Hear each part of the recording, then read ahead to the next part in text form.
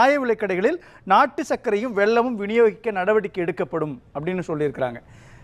ரொம்ப முக்கியமானது இல்லையா இது? அதன் மூலமாக விவசாயிகள் உற்பத்தி செய்யக்கூடிய பொருட்கள் எல்லாம் மக்கள்கிட்ட போய் சேரும் அப்படின்றது. இதெல்லாம் நடைமுறைக்கு கொண்டு வந்திருக்காங்க. முதல் 5 வாக்குறுதிகளில் திமுக செய்திருக்கிறதா, செய்ய தவறி இருக்கிறதா? இல்லை, இப்போ இந்த 5 இப்போ நாம் எடுத்திருக்கிற 5 வாக்குறுதிகளில் எந்த ஒரு வாக்குறுதியுமே செய்யவில்லை அப்படிங்கிறது ரொம்ப நிதர்சனம்.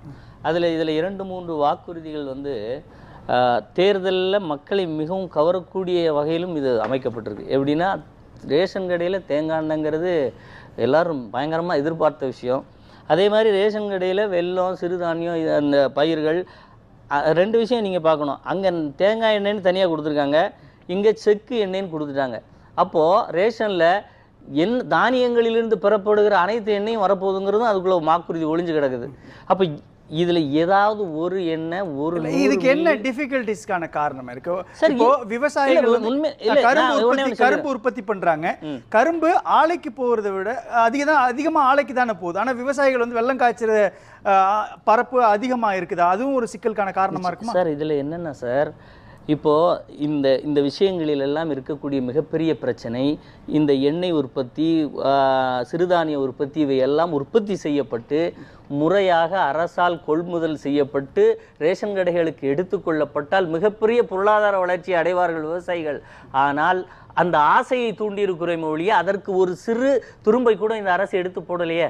சார், தென்னை விவசாய வாரியம்னு சொல்றீங்கல்ல, இந்த தென்னை விவசாய வாரியத்திற்கு தலைவர் கிடையாது சார். இந்த வாரியம், தென்னை விவசாய வாரியம் என்பது தேசிய நல வாரியத்தோடு இணைந்து செயல்படுவது, தனித்த தமிழ்நாட்டுக்குன்னு வாரியம்லாம் கிடையாது. ஏன் இங்கே சென்னையில் அப்படி தமிழ்நாட்டில் ஒன்று இருக்கு என்று சொன்னால், தென்னை விவசாயத்தில் அதாவது கேரளா, தமிழ்நாடு, இந்த 4 மாநிலங்கள் 91% உற்பத்தியை கொண்டிருக்கு இந்தியாவில். அப்போ இந்த 4 மாநிலங்களிலும் ஒரு அலுவலகத்தை அவர்கள் நிர்வாக வசதிக்காக வச்சுருக்காங்க. அதுதான் இந்த புரிதலில் இதற்குள்ளே இருக்கிற விஷயத்திலே நிறைய முரண்பாடு இருக்குது. இப்போ இதில் இருக்கக்கூடிய, அதாவது முதல்ல என்ன சொன்னாங்க, சங்கங்களை அமைக்கணும்னு சொல்லி அறிவுறுத்தல் வந்தது. 600க்கும் மேற்பட்ட சங்கங்கள் கொண்டு வந்தாங்க.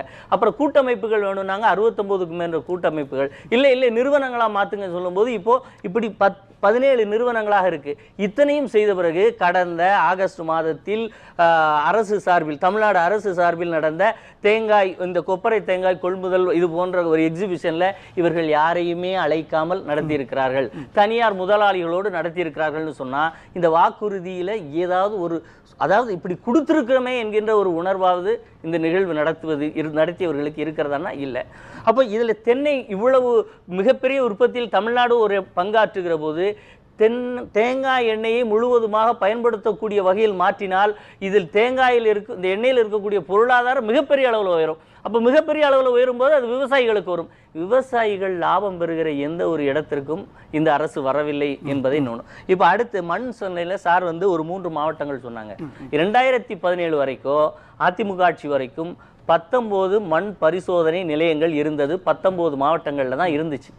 ஆனால் இவர்கள் என்ன வட்டாரம் தோறும், நீங்கள் முதல்ல மாவட்டம் தோறும்னாவது சொல்லணும்.